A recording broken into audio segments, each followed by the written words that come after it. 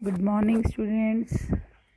Let's start our EVS work. Today we are going to start with lesson number 10. It's a new chapter and name of the lesson is water. Let's start. Look at your screen.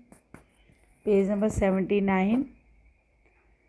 First of all, आपको पता है water क्यों ज़रूरत होती है हमें water की। आपको पता है कि हमारी बेसिक नीड में एक फूड एंड वाटर बहुत ही एसेंशियल है जो हमें यूज़ करते हैं to live and to grow.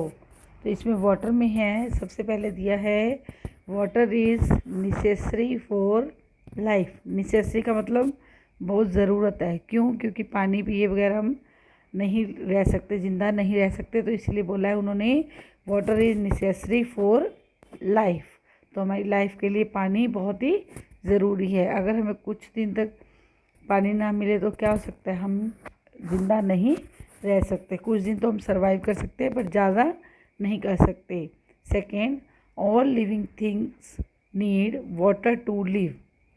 एक तो लाइफ के लिए है ही है, बट सेकेंड पॉइंट में क्या बताया उन्होंने, ऑल लिविंग थिंग्स।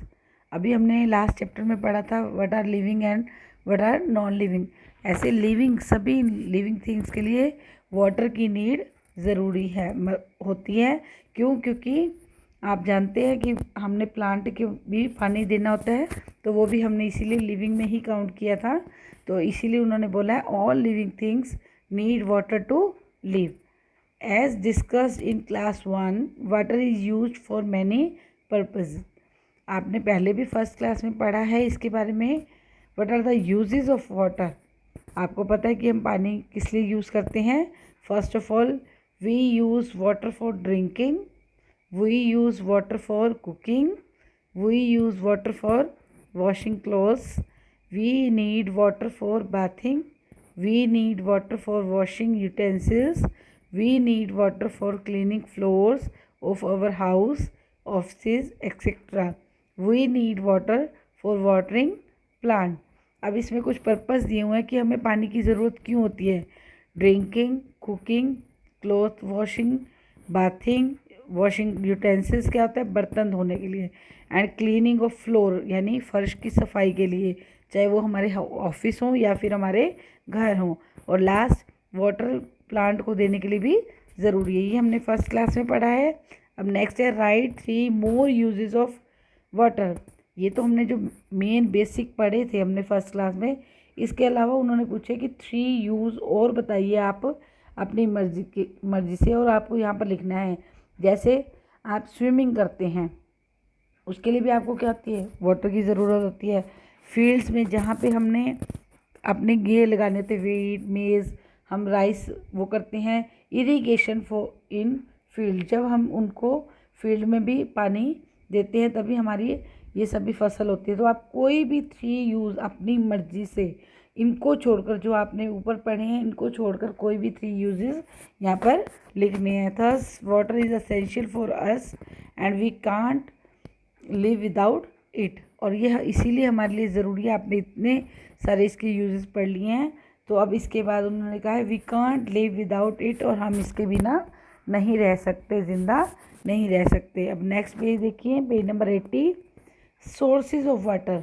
ये तो था कि हमने क्यों पानी ज़रूरत है, बट अब हमने इस चैप्टर में पढ़ना है सोर्सेज ऑफ वाटर। सोर्सेज का मतलब कि पानी हमें कहाँ कहाँ से मिल सकता है, कहाँ से आता है। आपके घरों में आप देखते होंगे टैप वाटर आता है, या जिनके खेत होंगे तो उन्होंने देखा होगा वो उनके वहाँ ट्यूबवेल वगैरह होते हैं, तो वहाँ से पानी आता है।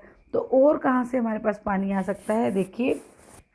We know that water is very essential for our survival. Survival होता है कि हमने ज़िंदा रहना है, सर्वाइव करना है, तो हमें पानी की ज़रूरत है। Let us try to understand what are the different sources of water. तो अब हम ट्राई करते हैं कि कहाँ कहाँ से हमें पानी मिलता है। The main source of water is rain. सबसे पहले आप देखते हैं कि आप घर में पानी टैप से आता है, पर सबसे मेन सोर्स हमारा है, जो पहले हमारे घर में ऐसे नहीं होते थे, तो सबसे पहले सोर्स होता था रेन का, कि बारिश आएगी तो पानी कलेक्ट होगा और फिर हमारे पास आएगा। तो it fills the rivers, lakes, ponds etcetera. तो जब बारिश आती है तो इससे क्या भर जाती हैं, रिवर्स, लेक्स और पॉन्ड में पानी इकट्ठा हो जाता है। Some of the rain water goes into the soil. Soil क्या होता है? मिट्टी। कुछ पानी जो हमारा बारिश का आप देखते हैं धरती के अंदर मिट्टी में चला जाता है। मिट्टी पानी को क्या कर देती है? सोख लेती है ना।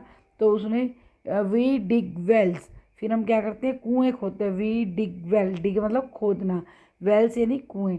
तो हम कुएँ खोदते हैं। And tube well to get water from under the soil, और फिर क्या करते हैं? ट्यूबवेल भी बनाते हैं, वेल्स भी बनाते हैं टू गेट वाटर। जितना हम नीचे खोदते जाएंगे वहाँ से पानी आता जाएगा। आप देख सकते हैं कि आपके खेतों में भी बहुत नीचे तक अंडरग्राउंड वाटर होता है, जिसमें पाइप्स बड़ी बड़ी डाल के उसमें आप देखते होंगे कि आपके खेत में कितना तेज़ पानी आता है। आप देखते हैं कितना फ्लो होता है। तो कैसे होता है कि बारिश सबसे पहले आती है, वो पानी हमारे रिवर्स में, लेक्स में कलेक्ट हो जाता है, या मिट्टी वाला मिट्टी में चला जाता है पानी। तो बाद में हम क्या करते हैं? उसके क्या बनाते हैं? वेल बना लेते हैं, कुएँ बना लेते हैं। तो ट्यूबवेल जो आपकी खेतों में बने होते हैं उनको बना के हम पानी निकाल लेते हैं। तो आप यहाँ देख सकते हैं बच्चे, ये देखो रिवर में नहा रहे हैं। स्ट्रीम्स, नदियाँ कैसे आ रही हैं। ट्यूबवेल ये आपके खेतों में जो बने होते हैं।